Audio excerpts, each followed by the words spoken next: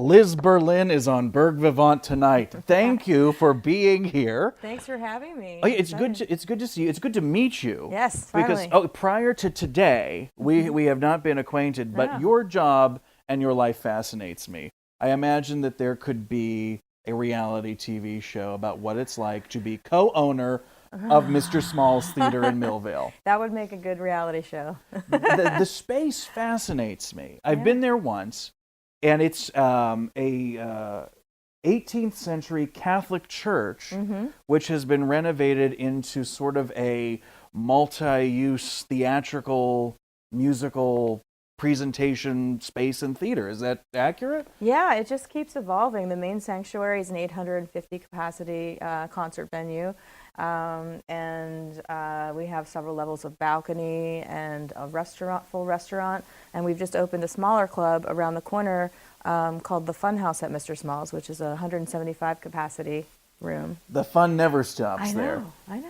Now, you've had some pretty, big names come in over the years. We have. Let's name drop. Oh gosh, is it time to name drop? Yeah, let's get right to it. Am I allowed to swear on this?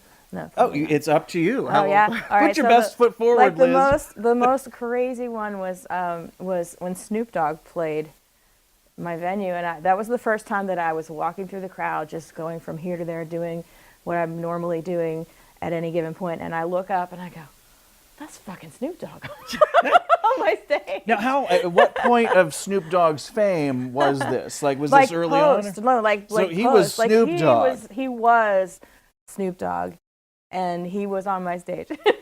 And it's amazing too, because it's being there. It is literally from the outside an old church in like a neighborhood. What's your relationship with your neighbors like when Snoop Dogg is jamming at like midnight, 1 a.m.? I mean, the borough of Millvale's been extremely supportive from day one, and just welcoming us to the community. I think that it's been a mixed bag with the people who live in the community. Some people really love it. Some people, wish that it would never change. But I think that the majority of residents and business owners are excited for the change that's coming to Millvale. I imagine it's been a huge asset for local music artists. Oh, extremely huge, especially since we opened the new room, the Fun House, because we opened that really with the thought in mind of really connecting with our local music communities and integrating them into the constant flow of regional and national acts coming through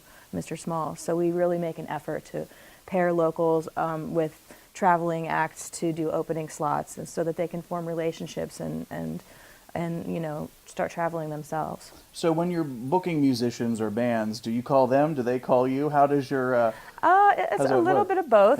Yeah? A little bit of both. I mean, bands will booking agents will send out and say, I've got, these people are going on tour, do you want the dates? And then other times we target acts that we would be really excited about if we hear they're going on tour, and Wow. we can try to target acts that we want to play as well. Wow. So who else from Snoop Dogg has really just floored you?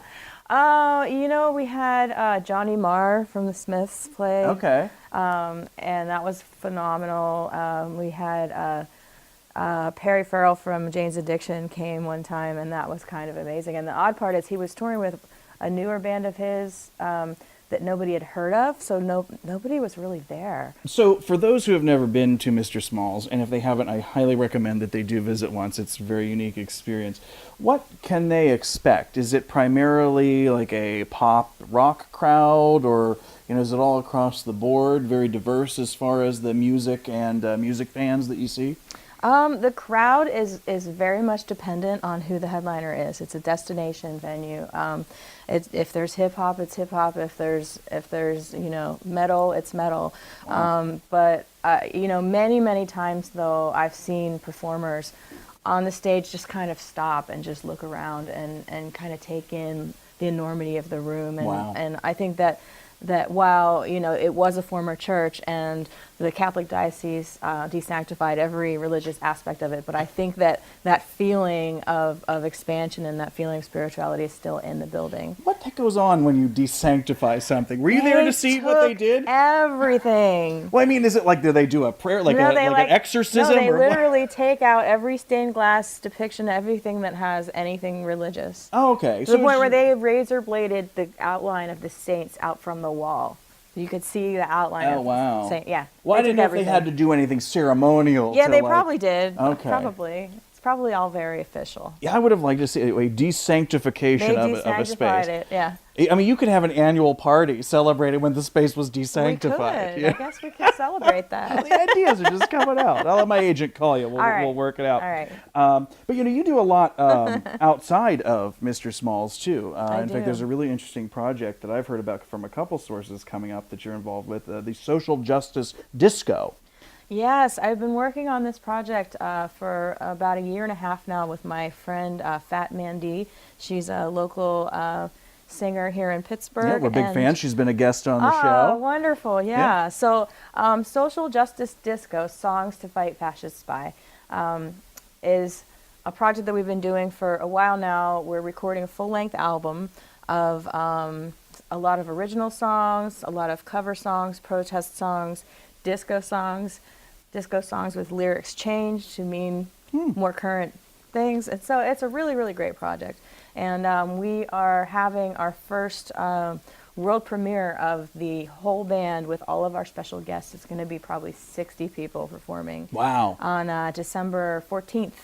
Nice. Now, is this the first outing of Social Justice Disco? Will there be others? This sounds like something that could be annual, like a little like Woodstock. It's going to be much more than annual. We're gonna do this show on December 14th at the JCC at the Katz Theater, and then we're gonna finish recording our album, finish mixing, and do a big CD release party at Mr. Smalls, probably sometime in February. That'll be great. Yeah. Yeah. Let us know about that. We'd Yeah. love to cover that. And be there at Mr. Smalls for that party. I just know that you guys throw one heck of a party down there. Oh, There's a lot of warmth, and congratulations to keeping it so vibrant all these years. I think it really is an excellent jewel in the cultural crown of Pittsburgh. How's that? Oh, that is so Can you put that on your website I or think I t-shirts? might have to. Or we'll make a crown, or literally. I we could do that. want those words in my crown. We can do that. We can do Yeah. that. Now, you yourself are a musician. Is this I true? am, yeah. I'm a musician. I'm in a band called Rusted Root. I've been doing that for a long time. Yeah, I've heard of that. Yeah. Now, if I've heard of your band, you know that you've really made some waves. Okay, because listen, I listen to old recordings of records from the 1930s and 40s. Okay, so for me to know it, you've made it. Okay, and I know Rusted Root. I feel honored that you know Rusted Root. Yes. That's wonderful. So, which came first, your involvement with Mr. Smalls or your being part of Rusted Root? Rusted Root came first. Michael, the lead singer, and I knew each other during high school and during early college years, solidified the band and started touring. And then it was while we were touring that I met my future husband, Mike Speranzo. We had a child together at the height of my fame, and he dropped everything. He was a professional skateboarder. Dropped everything to come on tour with me and allow me to be a pregnant rock star, and then toured with me, and we raised the baby on the road. Wow. Yeah, so his nickname all that time was Mr. Smalls. Oh, yeah, so that's how the place got its name. Yeah, so we did that for probably about the first year and a half of our son Jordan's life, and then it kind of got to the point where Mike was feeling like he wanted to stay home and build a life, and we couldn't have the baby out all the time. So we started looking for real estate to build our first recording studio, which we found in Millvale, Pennsylvania. Wow. And that was the birth of Mr. Smalls. It's so exciting. See, this is going to be an episode on the reality series that is your life. It's going to be a really good series. I'm ready to pitch it. I will don't be know, a producer. Who would Life be at Mr. actors, Smalls. though? Big time at Mr. Smalls. Big time. That sounds good. Again, the gems just flying out here. Write it I know, down. you're full of them. And definitely get down to Mr. Smalls and see Liz for a lot of their events coming up. We'll have the website tacked onto the end of the video. You never know who will show up. Yeah. Thank you, Liz. Yeah, you're Good chatting welcome. with you. Yeah, good chatting with you.